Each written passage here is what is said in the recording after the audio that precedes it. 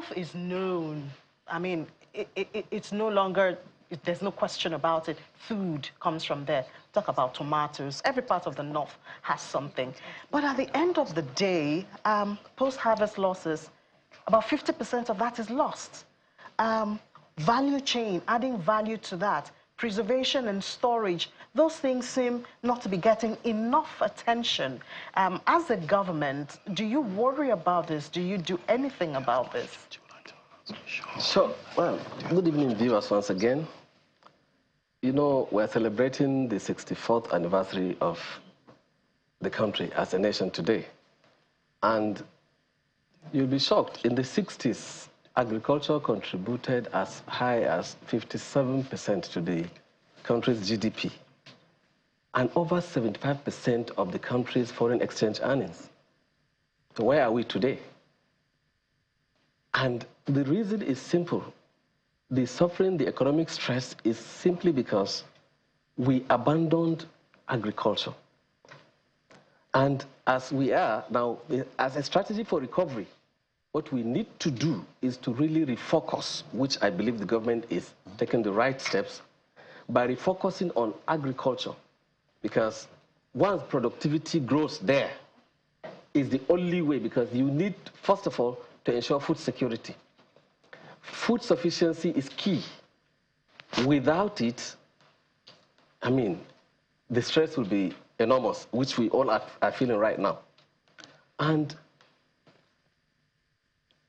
you know, the import bills today on food is something that is of serious concern. As of 2023, we imported $2 billion worth of wheat. Dairy, $1.5 billion. I mean, it's unbelievable. These are crops we can actually... we can produce. We can. And raw sugar, over $700 million. And we have the land. We have the human resource. You understand? Palm oil, over $600 million.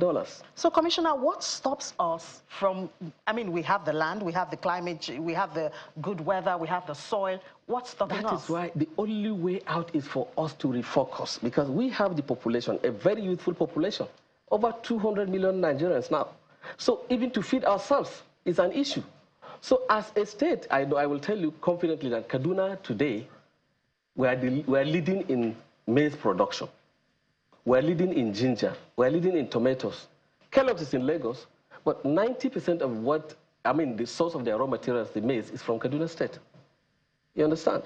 And so as a government, we are deliberate. The governor is now pushing because a lot most of this production comes from our smallholder farmers. But you know, they suffer from lack of quality inputs. That's why as a government, the focus now is to support them. We gave over 49,000 of them quality seedlings this year. And by way of fertilizer, you know, federal government has done a lot, which they must be commended for. The cost of fertilizer a bag is 43,000, 46,000, which, you know, is not affordable to especially the smallholder farmers.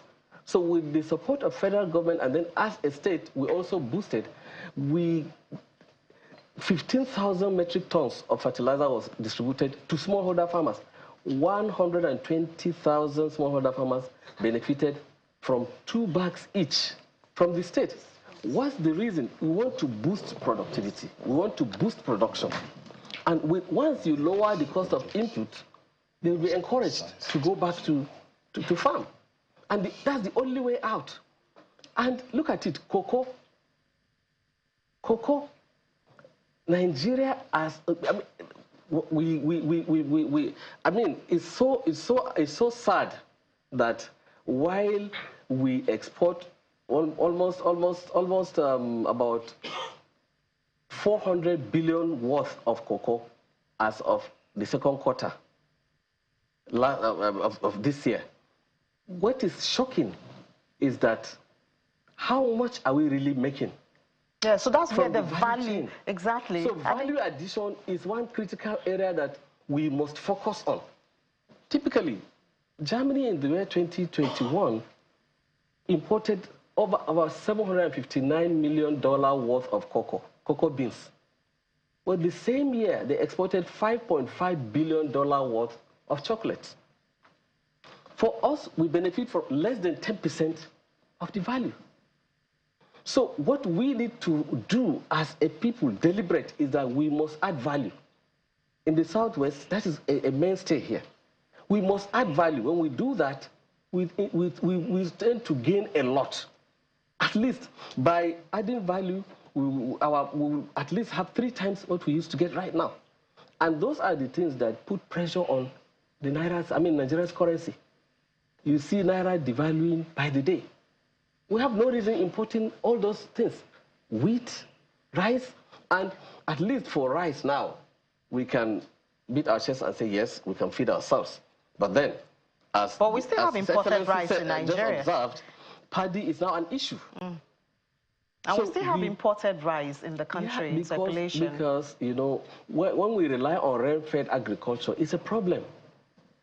For us to ramp it up, we need to work aggressively in building our irrigation infrastructure such that we'll do all year-round farming. It's the only way to go.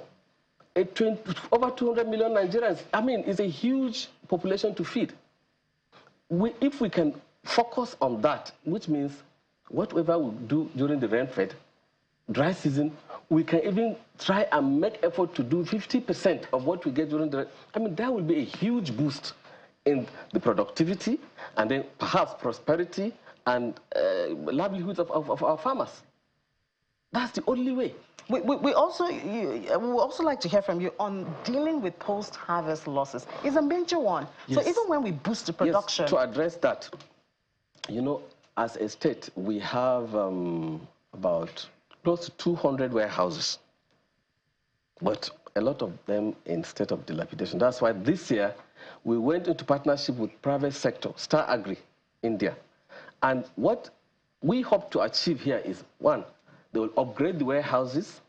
As our farmers harvest, there is a safe place, great, clean place to keep it, and it will even enhance the value because that will bring market access, and it will even bring access to finance. That's the partnership that we have signed with Star Agric, and that way, when they harvest, they have somewhere to take it to in good condition, and they will not be under pressure to dispose of it on harvest, like to minimize the. You know, it's mostly the middlemen that smile to the bank. So middlemen again, we hear that. We heard that from Deputy Governor. Now we're hearing August, September, October will be harvest, like for maize and most of the other crops.